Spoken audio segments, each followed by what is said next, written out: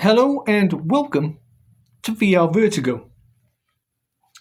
And for anyone who's interested, my Vertigo isn't too bad today. So hopefully I'll be able to start playing Hitman at some point. This is my life. I'm a Vertigo enthusiast who has a great deal of enthusiasm for VR, and I suffer from vertigo. So there you go. So today's subject is the various games that should be in VR. And I'm going to choose two today, which I think really would just be a tour de force. Now, on the right, very familiarly, you'll see Halo. And I know I've said this before, but Halo should be in VR, fully developed for VR by the developers. It's wonderful having modders doing this kind of work. It truly is. Because there's a community there who are so strongly geared towards giving these wonderful creations a second life, a different existence for, as I've said, enthusiasts of VR like myself. And that can't be understated because, like all great movements, this is how they start, with a very solid bedrock of enthusiasts.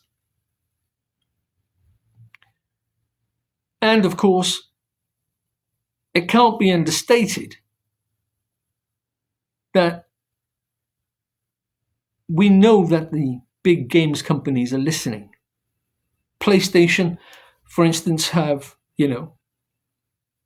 tentatively continued. I can't say really with any great degree of confidence or veracity that they're improving PSVR 2. But they're tinkering around the edges, they're keeping it alive.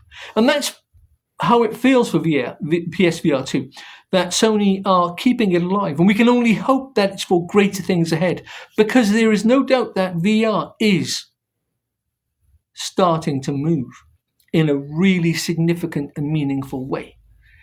To which I give you game rumours. Let me read this for you now. Speculation heats up as Valve may reveal new gaming gear this week. A redesigned Steam controller with finger tracking and a high-end VR headset codenamed Deckard, which has been rumoured for a very long time. First time I heard of it was with Sadly It's Bradley, a great YouTuber. And a console-like device called Valve Fremont. Well, I wait with bated breath.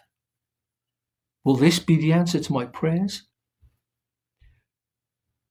Now, some of you are saying, now, it's all on Steam and it's fully modded, and why don't you just go over there and play that? Well, as a console gamer, Xbox and PlayStation, I love consoles. I used to be, back in the day, a PC gamer. But VR wasn't a thing back then. And I just wanted the games to kind of work. I got to a stage where I got really tired of just tinkering and messing about trying to make, games work. It was, kind of a bit of a hit and miss thing back then. But I did have some great gaming experiences on PC back in the day. Half-Life being chief among them. So,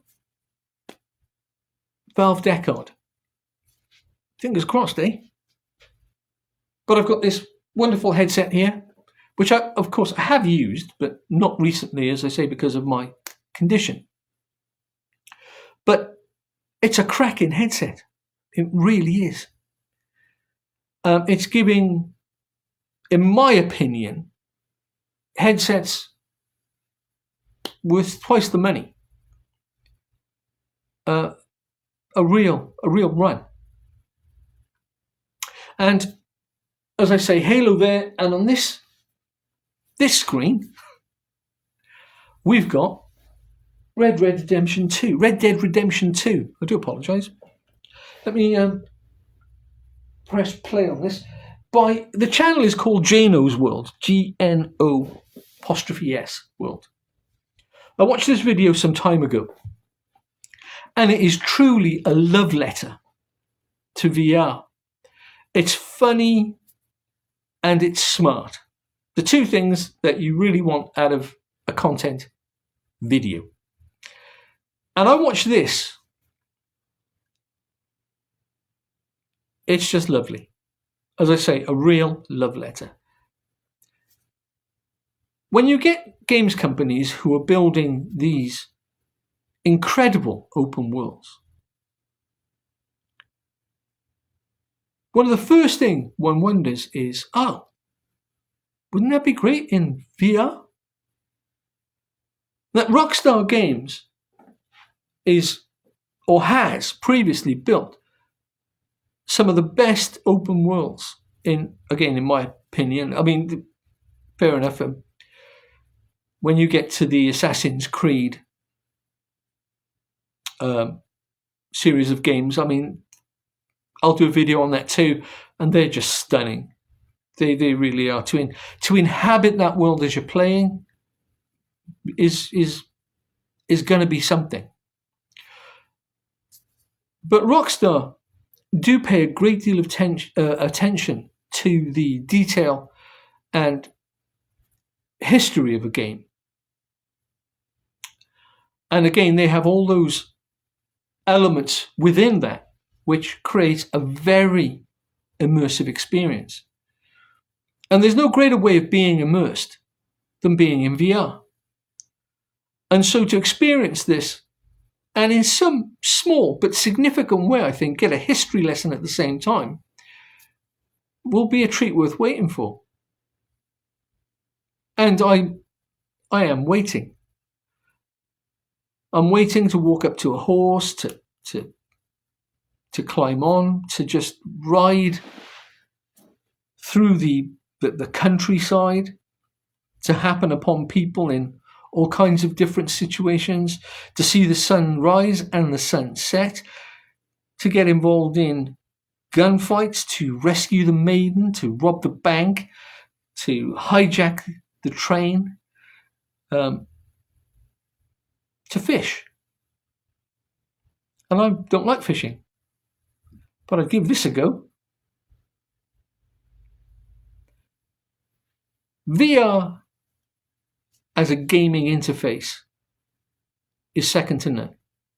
And frankly, the only thing that's holding it back is the technology itself.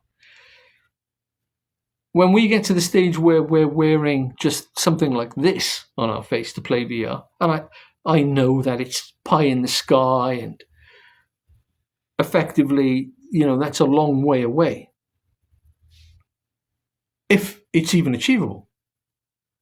But we need to somehow bridge the gap between people who find the whole headset experience cumbersome, potentially unwelcome,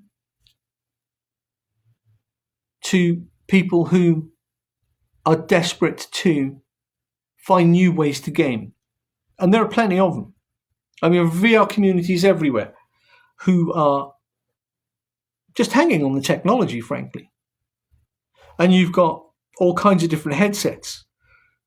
Everything from the Meta Quest 3, the Apple Vision Pro, the Pico. I mean, I'm reading a list here, the HTC Vive, the Pimax Crystal Light, was it Portatrace Vaho?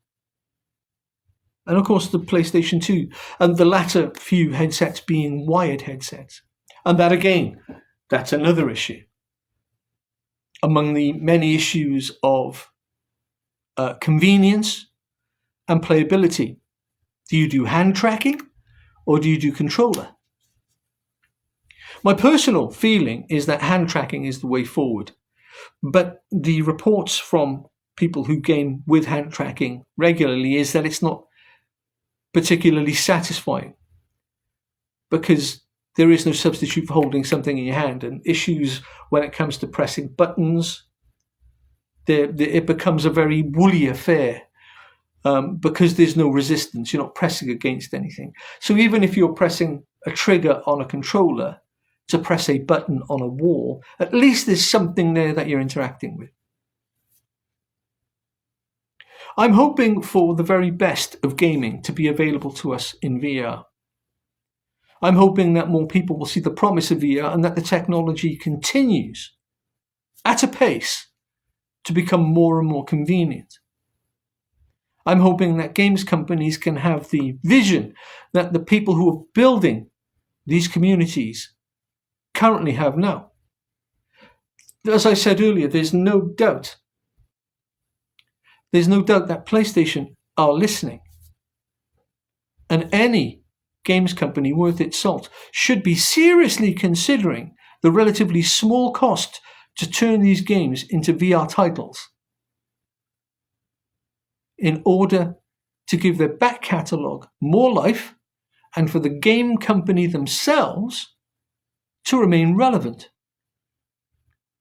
Whichever game companies start building VR bridges now will find the divide easier to cross later. There is no getting around the fact that acting now will reap rewards 5 years down the road. So do let me know what you think in the comments below. Do like, subscribe and share. And until next time, have a great day.